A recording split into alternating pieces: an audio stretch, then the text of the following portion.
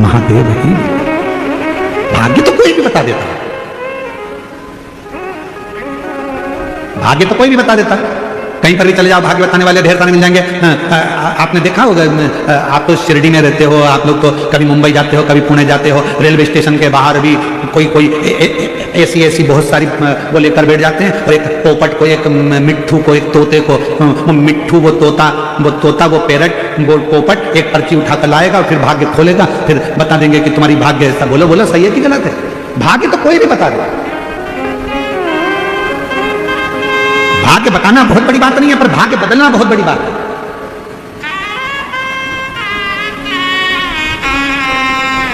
और मेरे देवाधिदेव महादेव किसी का भाग्य कभी नहीं बताते। यशोदा जी ने पूछा था हमारा भाग्य बता दो, तो शिव जी ने मना कर दिया। मां कौशल्या जी ने पूछा था कि राम जी का भाग्य बता दो, तो शिव जी ने मना कर दिया। शंकर भाग्य नहीं बताते, शिव जी का काम है। शंकर भगवान कभी भाग्य नहीं बताएंगे। इसलिए ये व्यासपीठ हमसे कोई पूछे कि हमारा भाग्य बता दो, तो हमको हमारा ही नहीं मालूम, तो हम तुम्हारा क्या खाद बताएं? ये व्यासपीठ भी कभी किसी का भाग्य नहीं बताते। सियोर वाला महाराज कभी किसी का भाग्य नहीं बताता। शिव महापुराण की कथा कहती है शंकर भगवान कभी किसी का भाग्य नहीं बताते, पर शंकर भगवान एक काम करते हैं, एक लोटा जल चढ़ाने वाले का भाग्य बदल देते हैं, भाग्य बना देते। बताने वाले ढेर हो सकते हैं, पर बदलने वाला और बनाने वाला केवल एक शिव ही होता है। केवल बोल बम का नारा है, जम के बोलो जरा, बोल बम का नारा है। हार हार महा भगवान शिव भाग्य बनाते हैं, भाग्य बदलते हैं, बताते हैं।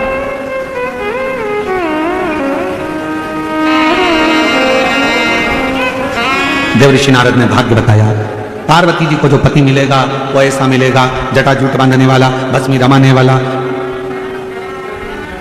नग्न वेशधारी। हिमालय राज के मन में आया कि मेरी बेटी की किस्मत ऐसी लिखी, मेरा बेटी का भाग्य ऐसा लिखा। मैनावती रोने लगी। हिमालय राज ने कहा कि क्यों रोते, क्यों रो रही हो? मेरी बेटी का भाग्य ऐसा ऐसा मत। अगर तुम्हें लगता है कि बेटी का भाग्य ऐसा है, तो अपन बेटी की शादी ही नहीं करें। जो पहले कथा में कहा, फिर कहते हैं, अपनी बेटी की शादी बहुत गाड़ी बंगला देखकर मत करना। अपनी बेटी की शादी ऐसे लड़के के साथ करना जो संस्कारित हो, गलत व्यसन में ना हो, मदिरा पान ना करता हो, गलत काम में ना हो, भले काम छोटा हो पर गलत संगत में ना पड़ा हो। तुम्हारी बेटी की इज्जत करे, सम्मान करे, सत्कार करे, तो बेटी की शादी करना। नहीं तो ज्यादा गाड़ी बंगला देखकर बेटी का विवाह ना करे।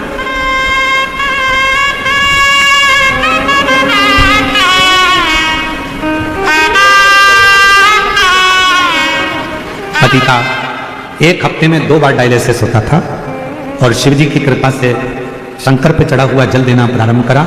हफ्ते में 1 बार आया। अब मार्च के महीने से पूरा डायलिसिस डॉक्टरों ने बंद कर दिया, और पति पूर्ण तरह से ठीक है। एक बार जोरदार ताली बजा।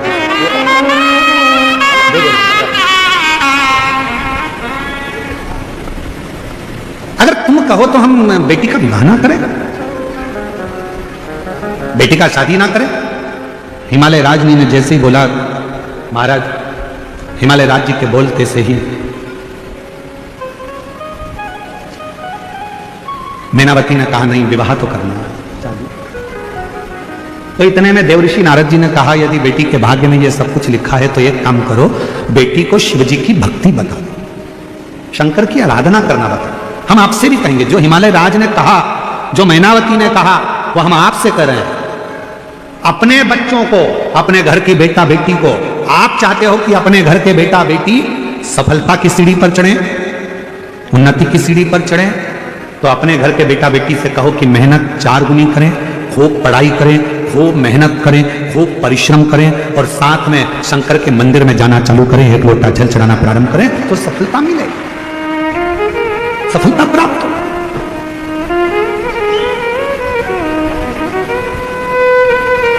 बच्चों के नयनों में शिव को बिठाओ, शिव ये नेत्र किस काम के जो मंदिर तक नहीं गए शिव की स्तुति ना। ये नयन किस काम के जो शिव का दर्शन ही ना करे। ये हाथ किस काम के जो शंकर को जल ना चढ़ा सके। देवर्षि नारद ने कहा पार्वती जी से कह दो शिव जी की आराधना।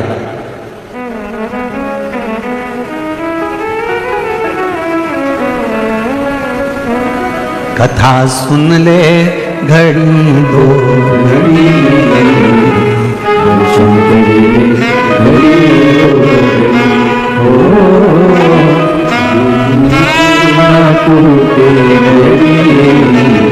कथा सुन ले घड़ी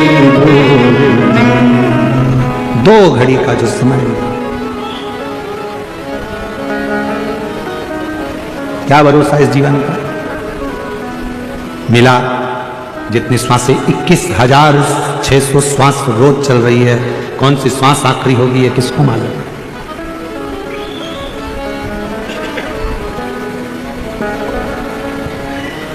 कौन सी श्वास। पार्वती जी ने सुन लिया शिव जी की आराधना में मां पार्वती जी लग गई।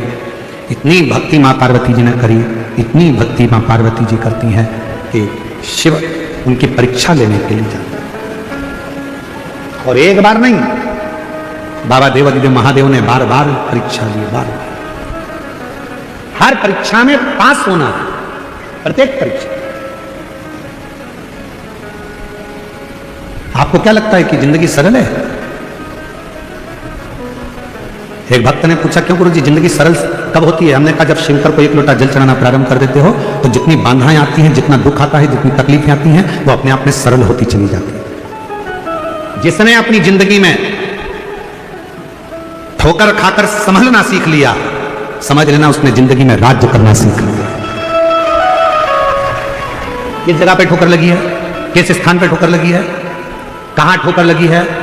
तुम निकल कर जाते हो, तुमको मालूम है यहां पर स्पीड ब्रेकर आएगा तो तुम गाड़ी धीमी कर लेते हो। तुम्हें मालूम है पहले से कि यहां स्पीड ब्रेकर है, तुम्हें मालूम है यहां पर कि खड्डा है, तो तुमने वहां गाड़ी स्लो कर ली, तुम संभल गए, स्टीयरिंग पकड़ लिया, गियर पर हाथ रख लिया, ध्यान देना चालू कर दिया क्योंकि यहां खड्डा आएगा, यहां स्पीड ब्रेकर आएगा। ये तुम्हें मालूम है। उसी तरह जब जिंदगी में व्यक्ति बार बार ठोकर खाता है, बार बार ठोकर खाता है, तो उसको मालूम पड़ जाता है कि यहाँ ठोकर है, संभल कर चलना है। उन्नति की सीढ़ी पर अगर बैठना है, चढ़कर सिंहासन पर बैठना है तो थोड़ा संभलना पड़ेगा। पार्वती जी ने खूब तप करा, साधना करी मां पार्वती जी ने खूब तप साधना।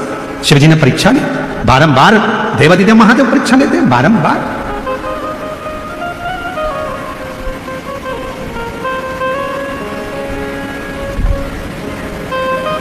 भजन कर ले घड़ी रो घड़ी, कथा सुन ले घड़ी रो, भोले बाबा तेरी नौकरी सबसे बढ़िया है सबसे। जितना समय मिले शिव स्तुति में पार्वती जी ने लगा। समय आया जब सारी परीक्षा माता पार्वती जी ने पास कर ली, तब देवादिदेव महादेव ने आकर दर्शन दिया और कहा पार्वती अब मैं तुझे स्वीकार करता हूं, हिमालय राज्य की नगरी में तुम जाकर निवास करो। पार्वती जी ने एक व्रत करा था जिस व्रत का नाम हरतालिका तीज। ये वो व्रत है, अगर कुमारी स्त्री भी इस व्रत को करती है, अखंड सौभाग्यवती स्त्री भी इस व्रत को करती है, और जो नारी जैसी है, कोई सौभाग्यवती है तो सौभाग्यवती व्रत कर रही है, कोई पुरुष है तो वो भी व्रत कर रहा है, नारी भी व्रत कर रही है, कन्या भी व्रत कर रही है, और किसी नारी का अगर पति चले भी जाता है तो भी ये व्रत करा जाता है। ये व्रत छूटता नहीं है। हरतालिका तीज का व्रत स्वतः वो व्रत है जो स्त्री बचपन से लेकर मृत्यु की सैया तक करती है, वो हरतालिका तीज का व्रत।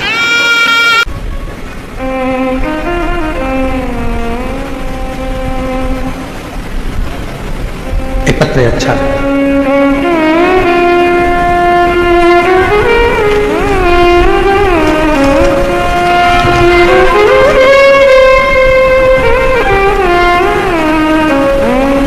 पत्र को एलईडी पर पढ़िएगा। मैं नागेश्वर साहेब राव काले, मुकाम पोस्ट कौन सा गांव लिखा है, झाड़गांव, आड़गांव, तहसील राहता, जिला अहिल्यानगर। कहीं बैठे हों तो हाथ हिला सकते हैं, और अगर बैठे हों तो बेलपत्र लेने के लिए आ सकते हैं।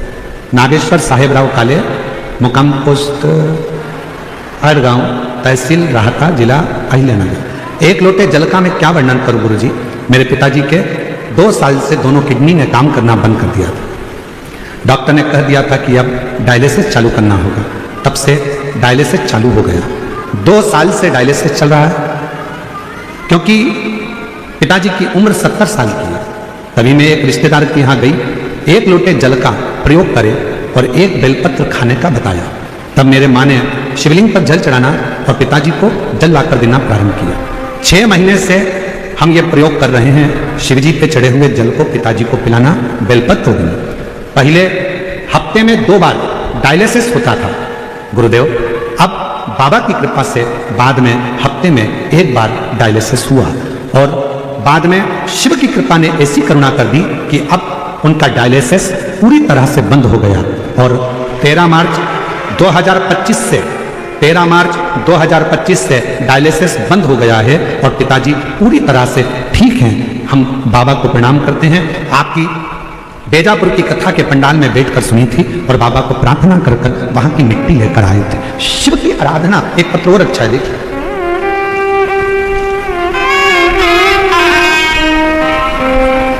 सुस्वाति राजेंद्र बेलकर, मुकाम पोस्ट लोनी, जिला अहिल्यानगर। कहीं बैठी हो तो हाथ हिला सकती है। लोनी की रहने वाली है स्वाति राजेंद्र बेलकर, मुकाम पोस्ट लोनी, जिला अहिल्यानगर। मैं सुजय दादा को और उनकी फैमिली को मन से बहुत बहुत शुक्रिया अदा करना चाहती हूँ कि उन्होंने आपकी कथा का आयोजन करके सभी माता बहनों को कथा सुनने का सौभाग्य प्राप्त किया। मैं बहुत बहुत साधुवाद करती हूँ। मेरा बेटा 3 साल से सरकारी नौकरी की तैयारी कर रहा था। वो हमेशा कुछ मार्गों से 2-3 नंबर से रह जाता था। उसने आशा छोड़ दी थी। फिर मैंने उसे 1 लोटा जल चढ़ाना चालू करवाया और 2 बार पशुपति व्रत किया। फिर रिजल्ट हो गया। फिर भी 3-4 महीने हो गए और आर्डर नहीं आया। तब फिर हमने सीहोर गए और मेरा 3रा पशुपति व्रत चालू करवाया। बाबा की कृपा से आज वो सिविल इंजीनियरिंग पद पर नियुक्त हो गया गवर्नमेंट के।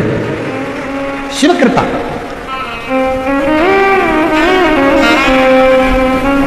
और तेरी कृपा का भरोसा कब किस पर हो जाए, जरा सी हम पर करे। एक पत्र और अच्छा है। कविता किशोर पंडुरे, तालुका नेवासा, नगर, गांव बर खेड़, देवी की रहने वाली हूँ। कहीं बैठी हूँ तो हाथ हिला सकती हूँ। मैं आपकी कथा 2022 से सुन रही हूँ गुरुदेव। रोज मंदिर जाती हूँ। हमारा मछली का व्यापार है, हम मछली बेचते हैं। पर हमारे अड़ोस पड़ोस के लोग और भी लोग मुझे हर बार मना करते हैं कि तू मंदिर मत जाया कर। क्यों मंदिर जाती है? क्या होगा मंदिर जाने से? मछली बेचने जाती है और मंदिर जाती है, ऐसा लोग ताने मारते हैं गुरुदेव। पर आप कहते हो ना कि किसी की नहीं सुनना, आग लगे बस्ती में अपन रहूं मस्ती में। गुरुदेव मैं भी वही करती हूँ। भले मेरा मछली का व्यापार है तो क्या हुआ, मैं मछली बेचती हूँ तो क्या हुआ। गुरुजी ये तो व्यापार है ना। मैं शिव को बहुत मानती हूँ। मैं पहले किसी मंदिर को नहीं जाती थी, पर जब से आपकी कथा सुनी है ना गुरुदेव, तब से मंदिर नहीं छोड़ा। लोग मुझे मछली बेचती हूँ तो मंदिर जाने से मना करते हैं, पर मैं मंदिर जाऊं, बिल्कुल जाऊं। पर मैंने किसी की नहीं सुनी और मंदिर जाना प्रारंभ करा। गुरुदेव 31 जनवरी 2025 को मेरे पेट में दर्द हुआ। फिर अस्पताल में गई। डॉक्टर ने बताया कि मेरे पेट में 2 गठान हो गई है। डॉक्टर ने बताया कि तुरंत ऑपरेशन कराना पड़ेगा। अस्पताल में भोले बाबा की तस्वीर थी और श्री शिवाय नमस्तुभ्यम भी लिखा था। उस अस्पताल में मैंने दर्शन किया और घर आ गई। घर आकर मैंने बाबा पर सब छोड़ दिया। गुरुदेव लोग कुछ भी कहें, मैंने पशुपतिनाथ का व्रत किया। बाबा दिन में तो मैं जाती मछली बेचने, शाम को आकर पशुपति व्रत भी करती, सवेरे पूजन भी करती, बाबा के भरोसे रहती। परिवार के लोग कहते कि तेरा कुछ नहीं होगा, ऑपरेशन करा ले, क्यों बाबा के चक्कर में पड़ी है। पर मैंने भरोसा रखा और 5 व्रत मेरे पूरे हुए। दूसरी बार जाकर मैंने हॉस्पिटल में दिखाया तो डॉक्टर ने 14 जुलाई 2025 को फिर वापस जांच करी और जांच में बताया कि मेरी दोनों गठाने गल चुकी हैं और ऑपरेशन की कोई जरूरत नहीं है। और पति ने भी शराब छोड़ दी है। आज मैं बाबा को प्रणाम करने के लिए यहाँ आई, शिव को नमन करने। और शंभु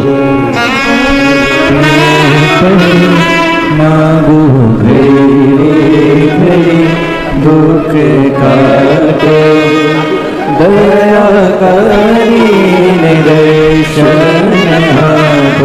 ये शिव की उदारता है, शंकर की करुणा है। शिव उदार, शिव कथा कर रही है।